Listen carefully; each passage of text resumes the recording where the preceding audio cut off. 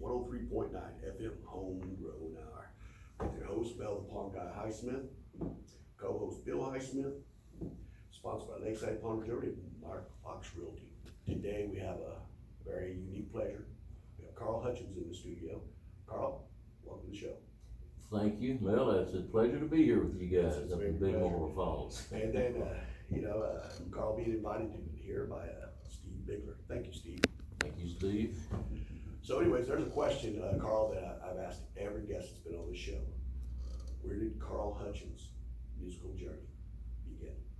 I began when I was growing up in the suburbs of Houston. Jacinto City is where I grew up, and my father was a fairly accomplished guitar player and singer, good country singer. He was naturally a World War II vet, was on the submarine, and met my mother in Perth, Australia. So my mother was from Perth or Western Australia, and so she had a fine voice, and I'd hear her singing, and my dad would sing. He was a great yodeler and a good country singer, good guitar player.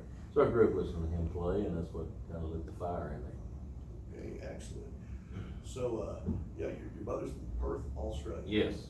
Well, that's pretty awesome there, mate. Actually, my older brother was born in Australia, so he had dual citizenship for quite a few years when he came here after the war, and we both grew up in Jacinto City and went to Galena Park High School, and good blue collar area, mostly World War II vets, and it was back in the day when if you messed up in the neighborhood, you probably get spanked before you got home and you get another spanking because those old World War II vets didn't put up with a whole lot of shenanigans. They were good to you, but they were good people. We need some more of that, Carl. Yes, we do. So, yes, I'm totally involved. Vote for that for sure. No doubt. Some of the kids today are just flat out of control. So, was your older brother a musician also? Yeah, he was. He got a degree in music from Northeast Texas State Commerce. Is that what? Yeah, anyway, he's accomplished. He's more of a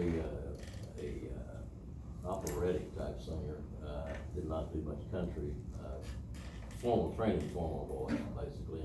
But he's was a good singer. He ended up being a Methodist minister, and so I felt to be the black sheep, I guess.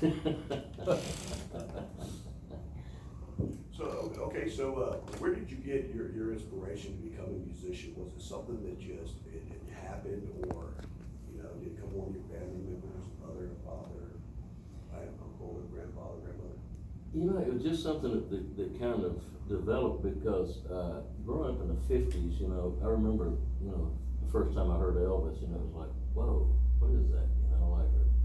And then Orbison later, and then Jerry Lee, all that crew that was from Memphis and all that.